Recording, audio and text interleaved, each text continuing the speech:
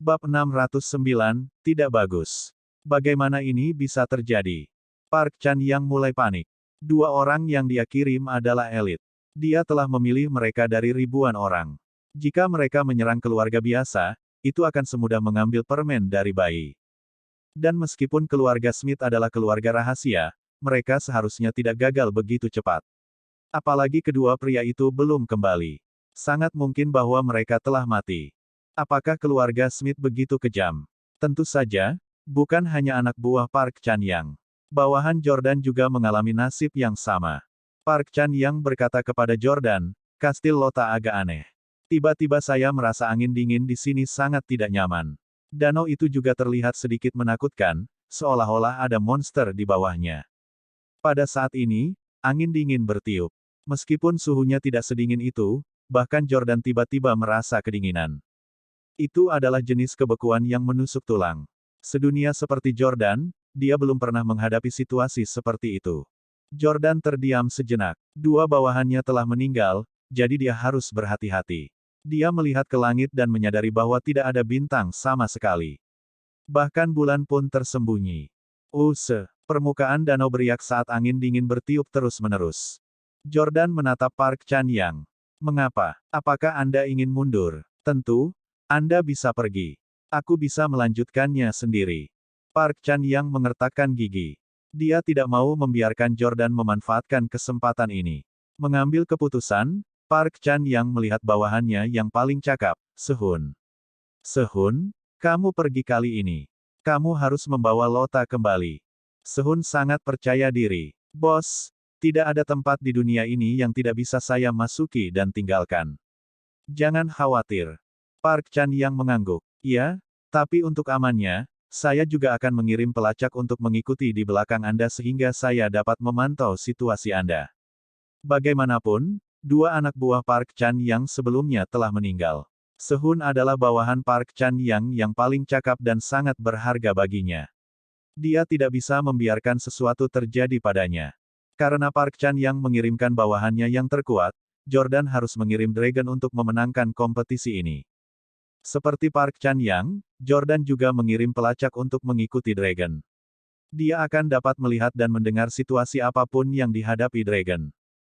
Jordan berkata pada Dragon dengan ekspresi serius, "Naga, ada yang salah dengan kastil. Kamu harus berhati-hati. Jika Anda benar-benar menemukan sesuatu yang tidak dapat diselesaikan, jangan dipaksakan. Mundur. Keamanan Anda adalah prioritas." Meskipun Jordan berutang budi pada Lota dan dia telah berjanji untuk membantunya, mereka berdua hanya bertemu dua kali dalam permainan. Status Dragon di hati Jordan jauh lebih besar daripada Lota. Jika tidak ada cara lain, Jordan akan memilih untuk meninggalkan Lota dan melindungi Dragon. Naga mengangguk. "Jangan khawatir. Bahkan melawan langkah-langkah keamanan keluarga Stele, saya dapat dengan mudah melarikan diri tanpa cedera. Semua naga terbaik. Kamu yang terbaik, Naga." Tim dan Salvatore mendorong Dragon. Setelah mereka berdua pergi, Park Chan-yang dan Jordan berdiri di luar kastil dan menonton rekaman langsung dengan seksama. Park Chan-yang berjalan mendekat dan meletakkan layarnya di samping layar Jordan. "Ayo kita tonton bersama. Aku akan membiarkanmu melihat dengan mata kepala sendiri bagaimana Sehun akan mengalahkan naga." Jordan tidak menghentikannya. Dia tersenyum. "Aku tahu kamu sangat percaya diri pada Sehun." Park Chan-yang berkata dengan bangga, "Tentu saja. Sehun diasuh oleh keluarga Park kami sejak dia masih kecil. Apa yang belum dia alami? Di hatiku, Sehun lebih berharga daripada seluruh kota Seoul." Jordan tidak punya waktu untuk mendengarkan bualannya. Dia menatap layar. Tujuan mereka sama. Mereka berdua pergi ke Lota, yang tinggal di lantai atas kastil. Namun, setelah Sehun memasuki gerbang kastil, dia berbelok ke kiri sementara Dragon berbelok ke kanan. Suara mendesing. Angin dingin tiba-tiba meningkat. Ketika melakukan kontak dengan wajah seseorang, rasanya seperti pisau mengiris kulit. "Sialan, tempat jelek macam apa ini? Saya datang ke Swiss sebelumnya, tetapi saya tidak ingat angin di sini begitu kencang." Park Chan-yang mengutuk. Tim mengeluarkan ponselnya dan melihat ramalan cuaca. Dia berkata dengan lembut kepada Jordan, "Tuan Jordan, ramalan cuaca tidak menunjukkan angin kencang hari ini. Tidak ada angin kencang. Seharusnya cuaca tenang." Mengapa ada angin dingin yang begitu kuat bertiup di sini? Dan kastil ini. Semakin Jordan melihatnya, semakin dia merasa ada sesuatu yang salah. Dari kejauhan, kastil itu tampak seperti mengambang di atas danau. Meskipun pemandangan di semua sisi tidak buruk, dari sudut pandang Feng Shui. Ketika Jordan berusia 16 tahun, dia tiba-tiba menjadi tertarik pada Feng Shui. Kakek Jordan menemukannya sebagai guru Feng Shui, dan Jordan belajar Feng Shui dengannya selama 2 bulan. Guru itu mengajari Jordan beberapa pengetahuan Feng Shui. Di antara mereka, ada metode untuk menentukan apakah tempat tinggal itu menguntungkan atau tidak. Jordan menghitung dengan jarinya. Dikombinasikan dengan pengetahuan Feng Shui-nya, dia dengan cepat sampai pada suatu kesimpulan. Kastil Lota adalah tempat tinggal berhantu. Airnya tidak bersih dan arusnya deras. Hal ini menyebabkan hilangnya kekayaan dan penyakit. Anginnya kencang tapi tidak ada gunung di dekatnya. Ini mengarah pada ketidakstabilan. Ulang tahun Lota beberapa hari lagi. Itu berarti dia lahir di musim gugur. Mereka yang lahir di musim gugur tidak boleh tinggal di dekat badan air. Kastil ini sama sekali tidak cocok untuk tempat tinggal manusia. Mengapa keluarga Smith memilih tempat ini? Pada saat ini, Jordan tiba-tiba mendengar teriakan. Pada saat yang sama, seekor kucing mengeong. Suara itu berasal dari layar pengawasan. Di layar Park Chan-yang, Sehun tiba-tiba bertemu dengan seorang wanita dengan gaun merah. Wanita ini mengenakan gaun merah tipis dan tanpa sepatu. Dia tampak ramping dan mungkin akan pingsan karena satu tamparan. Jadi mengapa Sehun tidak berurusan dengannya? Sehun ingin bergegas, tapi sepertinya dia dihentikan oleh kekuatan aneh. Dia tiba-tiba meraih lehernya sendiri, seolah-olah ada sesuatu yang ketat di sekitarnya, membuatnya sulit bernapas. Aneh, tidak ada orang di dekatnya. Jordan bingung. Tim tiba-tiba gemetar ketakutan. Dia menunjuk ke kanan layar dan berkata kepada Jordan, "Tuan Yordania, lihat. Wanita berbaju merah itu, dia mencekik seekor kucing putih." Bab 610, Selamatkan Naga. Wanita berbaju merah itu tidak menyerang Sehun secara langsung. Sebaliknya, matanya galak saat dia meremas kucing putih dengan erat. Meskipun dia meremas kucing itu, seolah-olah dia mencekik Sehun. Ekspresinya berubah drastis dan dia tidak bisa bernapas. Jordan segera menyadari bahwa ada sesuatu yang salah. Sehun diserang oleh wanita berbaju merah. Dia benar-benar bisa membuat Sehun merasakan apapun yang dirasakan kucing itu. Bagaimana dia melakukan itu? Mungkinkah itu teknik iblis? Park Chan-yang juga tercengang. Sehun, apa yang sedang terjadi? Mengapa Sehun tidak bergerak? Ekspresinya adalah penderitaan murni. Tapi wanita berbaju merah itu yang meremas kucing itu dan bukan dia. Segera, wanita berbaju merah mencekik kucing putih itu sampai mati. Pada saat yang sama, Sehun jatuh ke tanah, mulutnya berbusa. Semua orang terkejut dengan adegan ini. Wanita berbaju merah telah membunuh Sehun bahkan tanpa mendekatinya. Sehun, Park Chan-yang berteriak cemas saat melihat Sehun jatuh ke tanah. Sehun, kami datang untuk menyelamatkanmu. Ketika bawahan Park Chan yang lainnya melihat adegan ini, mereka juga dipenuhi dengan kesedihan dan kemarahan. Air mata di mata mereka segera ingin menyerbu masuk. Mereka berharap mereka bisa memotong wanita berbaju merah itu menjadi beberapa bagian dan memberinya makan untuk anjing-anjing. Namun, Park Chan yang memerintahkan. Jangan bergerak, Sehun sudah mati. Itu bawahanku yang paling cakap. Tidak ada yang diizinkan masuk hanya untuk mati. Tempat ini terlalu aneh. Keluarga Smith memang kuat. Mereka sebenarnya mempelajari sihir semacam ini secara rahasia. Kita tidak bisa lama-lama di sini. Semuanya, segera tinggalkan tempat ini bersamaku. Ya, Park Chan yang sangat ketakutan sekarang. Dia tidak lagi peduli dengan janjinya pada Lota. Dia tidak akan mempertaruhkan nyawanya untuk menyelamatkan seorang wanita. Sebelum Park Chan yang pergi, dia melihat ke arah Jordan. Jordan, saya menyarankan Anda untuk meninggalkan tempat ini dengan cepat. Jangan salah paham. Saya tidak khawatir tentang Anda. Aku hanya tidak ingin kau mati di sini. Anda menembak saya 2 kali dan bahkan mencoba merebut wanita saya. Terlalu mudah bagimu untuk mati di tangan keluarga Smith. Aku ingin menyiksamu sendiri secara perlahan setelah keluargamu diusir. Jordan sangat marah. Dia mengepalkan tinjunya dan ingin meninju Park Chan-yang. Namun, pada saat ini, tim tiba-tiba berteriak, "Oh tidak! Naga menabrak wanita berbaju merah itu. Jordan dengan cepat melihat ke layar pengawasan. Dia tidak menyangka wanita itu tiba begitu cepat di sisi lain kastil setelah membunuh Sehun. Huff, semoga bisa bertemu denganmu lagi lain kali. Aku akan bergerak dulu. Park Chan-yang mengucapkan selamat tinggal pada Jordan sebelum menaiki pesawatnya yang tak terlihat dan dengan cepat terbang menjauh. Jordan tidak bisa diganggu olehnya. Naga bawahannya adalah hal terpenting sekarang. Naga telah dipersiapkan oleh Steles selama hampir 30 tahun. Jordan tidak bisa membiarkannya mati dengan mudah. Saat Jordan melihat layar, dia menyadari bahwa kucing lain telah melompat keluar di samping wanita berbaju merah. Kali ini, itu adalah kucing abu-abu kebiruan. Jordan memperingatkan Dragon melalui walkie-talkie, "Naga, jangan menatap mata kucing." Namun, sudah terlambat. Dragon sudah melakukan kontak mata dengan kucing itu. Terlebih lagi, setelah melakukan kontak mata, matanya terasa seperti ditembak oleh laser. Bahkan ketahanan rasa sakit Dragon yang tinggi, dia tidak bisa menahan untuk menutupi matanya saat air mata mengalir di wajahnya. Pada saat yang sama, wanita berbaju merah itu terkekeh dan meraih leher kucing itu. Ark, wanita berbaju merah itu meremas leher kucing itu. Naga berteriak kesakitan. Kotoran. Trik yang sama. Sehun telah dibunuh oleh wanita ini dengan gaun merah. Sekarang, naga mungkin juga mati di tangannya. Bawakan kursi ke tapel. Jordan panik saat dia dengan cepat menginstruksikan. Ya, tim bergegas ke Zephyr Tree dan mengeluarkan penemuan keluarga Stele. Kursi ketapel ini dapat digunakan sebagai kursi biasa, tetapi fungsi utamanya adalah untuk mengirim orang terbang melintasi udara. Ketinggian dan sudut penerbangan juga bisa disesuaikan.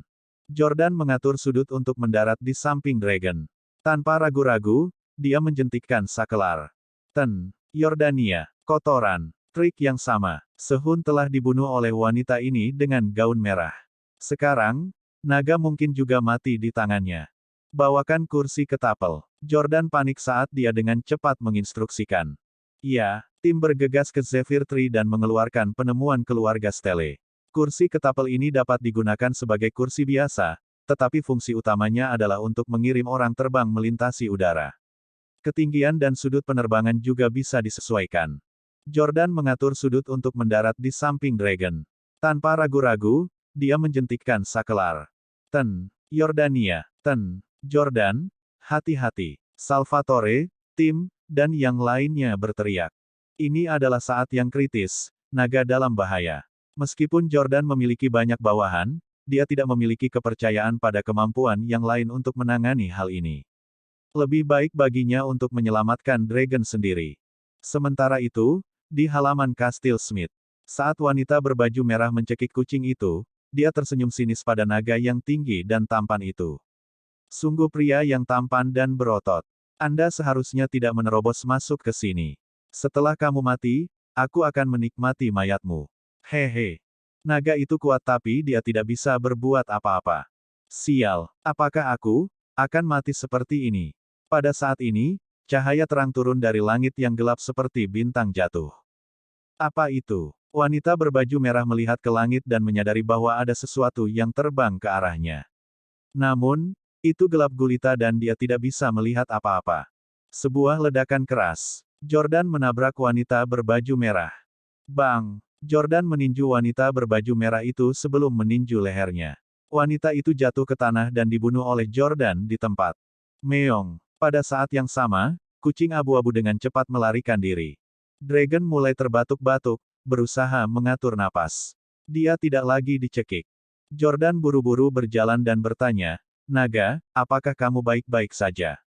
Setelah Dragon memulihkan ketenangannya, dia berlutut. "Terima kasih, Guru, karena telah menyelamatkan hidup saya. Orang-orang di sini terlalu aneh. Mereka sepertinya tahu seni iblis. Kita harus meninggalkan tempat ini." Jordan mendengus. Seni iblis. Semua ini bisa dijelaskan dengan sains. Mereka hanya menggunakan teknologi yang tidak kita ketahui. Itu seperti bagaimana teknik Fudo Jordan bisa menghasilkan asap dan membuat orang berhalusinasi. Itu juga tampak seperti sihir atau mantra mistis. Namun, Jordan tahu bahwa itu hanya sebuah pertunjukan. Semua efek itu dihasilkan oleh teknologi canggih. Jika seorang pria modern kembali ke zaman kuno dan mengambil foto seseorang dari zaman itu dengan teleponnya, sebelum mencetaknya dan menyerahkannya kepadanya, orang itu pasti akan mengira itu sihir. Bahkan, itu hanya teknologi canggih. Tidak ada yang mistis tentang itu. Karena itu, Jordan menyimpulkan bahwa metode keluarga Smith hanyalah teknologi canggih. Keluarga Smith suka bermain trik. Hari ini, mereka membunuh dua orangku dan hampir membunuh naga. Aku harus membawa Lota pergi hari ini. Mari kita lihat apakah mereka bisa menghentikanku. Bab 611, Nyonya tua dari keluarga tersembunyi. Jordan sekarang sangat tertarik dengan keluarga Smith. Dia ingin mengambil kesempatan ini untuk membawa Lota pergi dan mencari tahu apa yang sedang dilakukan keluarga Smith. Setiap salah satu dari 8 keluarga memiliki rahasia mereka sendiri yang tidak diketahui orang lain. Misalnya, pengobatan tradisional keluarga Steles dan teknologi estetika medis keluarga Park membuat orang 10 tahun lebih muda. Jika dia bisa mengetahui kartu truf keluarga Smith hari ini, dia akan memiliki lebih banyak suara dalam berurusan dengan mereka di masa depan. Jordan berkata kepada naga, "Naga, kamu pergi dulu. Tim dan yang lainnya akan menjemputmu di depan pintu." Dragon tidak mau membiarkan Jordan menjelajah sendirian. Dia buru-buru berkata, "Guru, saya baik-baik saja. Aku bisa melakukan itu." Jordan berkata, "Kamu pandai bertarung tetapi tidak dengan tipu daya semacam ini. Serahkan padaku. Anda, tim, Salvatore, dan yang lainnya akan memantau situasi saya setiap saat. Jika sesuatu terjadi padaku, segeralah bergegas." Bagaimanapun, Jordan memiliki pesawat, drone, dan peralatan berteknologi tinggi lainnya. Akan sangat mudah untuk menyelamatkannya. Faktanya, Jordan bahkan bisa memerintahkan Dragon untuk meledakkan seluruh kastil dengan satu misil seperti terakhir kali dia mengancam Park Chan-yang. Paling-paling, dia hanya akan mati bersama dengan lawan apapun yang menunggunya di dalam. Dia yakin bahwa tidak seorang pun dari 8 keluarga akan bersedia mati bersamanya. Jordan tidak membuang waktu lagi. Dia melihat ke lokasi yang dikirim oleh Lota dan dengan cepat berlari ke arah itu. Ketika dia mencapai salah satu menara kastil yang tinggi, Jordan melompat dan memanjat tembok dengan tangan kosong. Memanjat tembok kastil dengan tangan kosong adalah sesuatu yang disukai ketiga bersaudara itu sejak mereka masih kecil. Untuk penggemar parkour biasa, ini tidak sulit. Bagi Jordan, itu adalah hal yang mudah. Tak lama kemudian, Jordan mencapai lantai tertinggi. Lota tinggal di lantai tertinggi. Jordan hanya perlu mendobrak jendela dan memanjat masuk. Dia akan segera bisa melihat Lota. Namun, pada saat ini, angin kencang tiba-tiba bertiup. Seperti badai, angin kencang menyapu Yordania. Seolah-olah itu datang langsung untuknya, ingin meledakkannya dari dinding kastil. Meraih ke dinding dengan kedua tangan, Jordan melihat ke bawah. Jika dia jatuh dari ketinggian ini, bahkan jika dia tidak mati, kakinya akan patah. Angin pahit terus mendatangkan malapetaka. Namun, Jordan sama sekali tidak panik. Saat aku sampai di lantai 1 dan 2 tadi, anginnya tidak begitu kencang. Tapi tiba-tiba menjadi jauh lebih kuat setelah saya tiba di level atas. Ini jelas buatan manusia. Ini menargetkan saya. Petik 2. Jordan akhirnya mengerti mengapa cuaca di sini sangat aneh. Perakiraan cuaca dengan jelas mengatakan bahwa tidak ada angin kencang hari ini, tetapi ada angin dingin yang konstan di sini. Angin adalah buatan manusia dan dirancang untuk mengusir orang luar. Beraninya kamu memainkan trik yang tidak penting padaku. Anda ingin meledakkan saya dan membunuh saya hanya dengan sedikit angin. Aku khawatir kamu meremehkan Steles. Jordan menepuk punggungnya sendiri. Sepasang sayap tiba-tiba muncul dari punggung Jordan. Dia melepaskan dinding dan melayang di udara. Tentu saja, ini juga salah satu gadget Steles. Namun, ini bukan sesuatu yang super canggih. Itu hanya memungkinkan seseorang untuk mempertahankan ketinggian dan stabilitas tertentu di udara. Banyak negara dan perusahaan telah menemukan gadget ini. Jordan meneriakkan tantangan, apakah kamu tidak ingin meledakkanku? Ayo, kencangkan anginmu. Menariknya, melihat Jordan bisa mengapung dengan aman di udara, angin mulai mereda.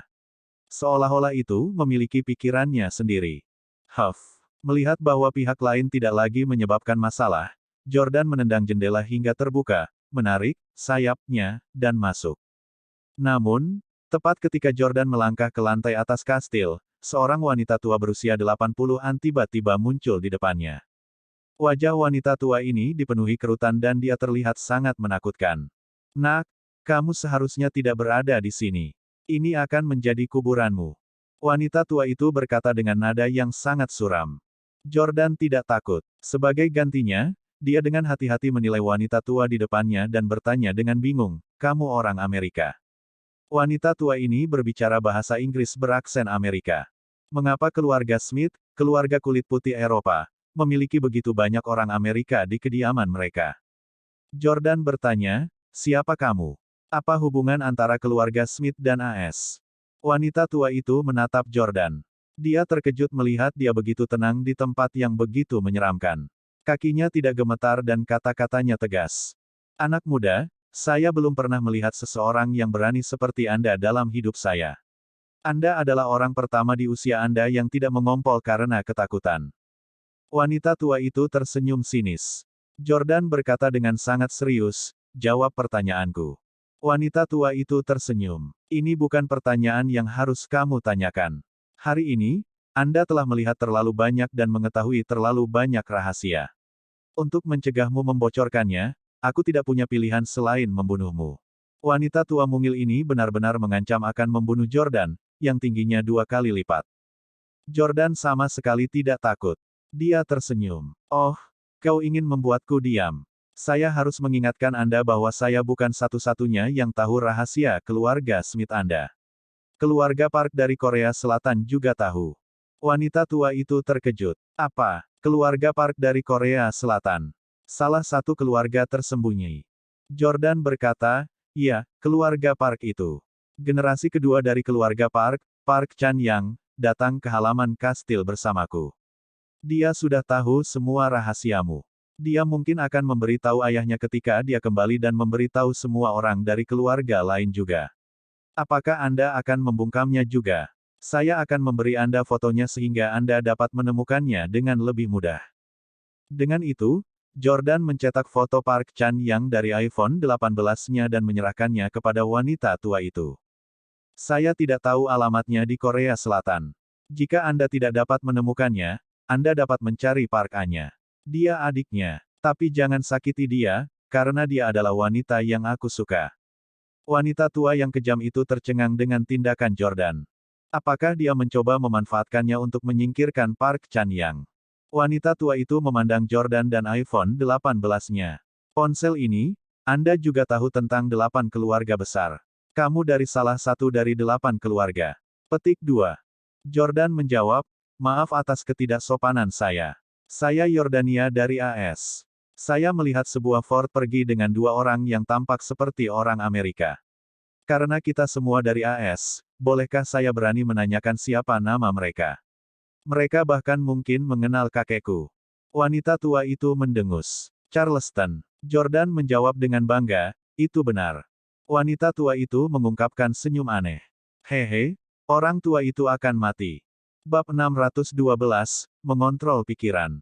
Jordan sangat marah. "Kamu wanita tua tercela. Beraninya kau mengutuk kakekku. Jika bukan karena fakta bahwa Anda berasal dari keluarga Smith dan Anda sudah tua, saya akan menamparkan Anda." Itu semua berkat pengasuhan kakek, Jordan bisa memiliki kemampuan serba bisa saat ini. Perasaannya terhadap kakek jauh melebihi perasaannya terhadap orang tuanya. Karena itu, dia tidak akan pernah membiarkan siapapun tidak menghormati kakeknya. Wanita tua itu tersenyum, menyumpahi, "Hehe, aku tidak mengutuk kakekmu. Tak seorang pun dari 8 keluarga besar dapat hidup melewati usia 80 tahun. Mereka semua meninggal sebelum berusia 80 tahun. Bahkan dewa tidak terkecuali. Kakekmu seharusnya berusia 79 tahun, kan? Haha, ini adalah takdir yang tidak bisa dihindari oleh 8 keluarga besar. Anakku, kamu harus bahagia. Jika kakekmu bisa hidup sampai 100 atau bahkan 200 tahun, kamu tidak akan bisa menjadi kepala keluarga Stele untuk waktu yang lama, hehe." Jordan sedikit terkejut. Wanita tua ini sebenarnya tahu banyak tentang 8 keluarga besar. Jordan tidak tahu bahwa tidak seorang pun dari 8 keluarga besar yang bisa hidup melewati usia 80 tahun. Dalam masyarakat saat ini, orang tua di atas usia 80 ada di mana-mana. Selain itu, 8 keluarga besar memiliki perawatan medis terbaik. Berbicara secara logis, mereka seharusnya bisa hidup melewati usia 80 tahun. Mengapa kakek Jordan tidak bisa lepas dari nasib ini? Wanita tua itu memandang Jordan dan tertawa kecil. Karena kamu dari keluarga Stele, sayang sekali membunuhmu seperti itu. Jordan melihat wanita tua itu mengulurkan tangannya seolah-olah dia akan menyerang. Dia segera bertanya, apa yang kamu coba lakukan? Wanita tua itu berkata tanpa rasa takut, aku akan mengendalikanmu dan menjadikanmu boneka keluarga Handeli. Keluarga Handeli. Nama keluarga Anda adalah Handeli. 2 orang di Fort barusan juga Handelis. Apa hubungan antara keluarga Handeli dan keluarga Smith? Jordan buru-buru bertanya. Dia tidak bisa memikirkan keluarga terkemuka dengan nama keluarga Handeli di AS. Tidak ada yang cukup kuat untuk berhubungan dengan 8 keluarga besar. Wanita tua itu berkata, lagi pula, Anda akan dikendalikan oleh saya. Tidak ada salahnya memberitahumu. Betul sekali. Seperti Anda, saya dari AS. Keluarga Handeli bukanlah keluarga besar. Kami hanya keluarga kecil yang selalu menyembunyikan identitas kami. Namun, keluarga besar Smith, salah satu dari 8 keluarga rahasia di dunia, telah dikendalikan oleh kami. Hahaha. Tawa wanita tua itu sangat menakutkan, membuat orang merinding. Namun, Jordan lebih khawatir dengan informasi yang baru saja dia ungkapkan. Kamu bilang kamu mengendalikan keluarga Smith. Apakah kamu juga mengendalikan orang tua Lota? Wanita tua itu berhenti menjawab dan mengulurkan tangan ke arah Jordan. Anda juga. Tiba-tiba, beberapa kucing hitam melompat ke Jordan. Jordan tahu bahwa kucing-kucing ini tidak baik untuknya. Karena itu, saat dia mendengar tangisan mengeong mereka, dia dengan cepat mengeluarkan bom asap kecil dari sakunya dan melemparkannya ke tanah. Bau yang sangat menyengat langsung memenuhi udara. Semua kucing hitam pingsan karena baunya. Batuk, batuk, batuk bocah. Kamu punya begitu banyak trik di lengan bajumu. Wanita tua itu terbatuk dan menggunakan tangannya untuk mengipasi asap. Jordan sedikit terkejut. Bom asap miliknya tidak hanya melumpuhkan hewan, tetapi juga membuat manusia pusing. Mengapa itu tidak berhasil pada wanita tua ini? Wanita tua itu memegang tasbih di tangannya dan bergumam pada dirinya sendiri. Dia kemudian melepas salah satu manik-manik dan menjentikkannya ke kaki Jordan. Sial, Jordan jatuh dengan satu lutut kesakitan. Dia tidak menyangka serangan wanita tua itu begitu menyakitkan. Memang, kekuatan setiap keluarga tersembunyi tidak bisa diremehkan. Kekuatan seperti itu pasti telah dicapai dengan bantuan dewa saat itu. Sayangnya, Steles berfokus pada pengobatan tradisional sementara keluarga Park berfokus pada membuat orang lebih muda. Jika Jordan adalah nenek moyang keluarga Stele, dia pasti akan memilih untuk berspesialisasi dalam pertempuran fisik. Dia akan berusaha untuk membiarkan keluarga Stele mengembangkan kemampuan untuk terbang di atas atap dan berjalan di dinding, terus-menerus mendorong melewati batas atas tubuh manusia. Nak, terimalah takdirmu. Wanita tua itu melayang seperti embusan angin dan menekankan tangannya ke kepala Jordan. Jordan segera merasakan sakit kepala yang membelah saat gambar terus muncul di benaknya. Hentikan. Wanita tua sialan, apa yang kamu lakukan padaku? Petik 2. Teriak Jordan. Namun, terlepas dari tubuh dan kekuatannya yang kuat, dia tidak bisa melepaskan diri dari pengekangan seorang wanita tua. Wanita tua itu tersenyum sinis. Aku menyerang pikiranmu. Ini adalah kekuatan yang diberikan oleh dewa saat itu. Segera, pikiran Anda akan berada di bawah kendali saya. Hahaha. Gambar yang tak terhitung jumlahnya melintas di benak Jordan. Ada adegan Jordan bermain dengan Jesse dan Jamie ketika mereka masih kecil. Ada juga adegan seorang gadis kecil yang tidak dia kenal bermain pasir di sebuah desa tua. Apakah ini berbagi pikiran? Jordan menebak bahwa gadis kecil yang tampak asing ini pastilah wanita tua di depannya. Pada saat ini, ada hubungan erat antara pikiran mereka. Jordan bukan satu-satunya yang bisa melihat pemandangan ini. Adegan yang sama mungkin muncul pada wanita tua itu juga. Oh tidak, aku sudah diserang olehnya. Dia sudah tahu semua ingatanku. Dan ingatannya juga ditanamkan ke dalam diriku. Jordan punya firasat buruk. Dia tahu bahwa teknologi di masa depan sangat menakutkan.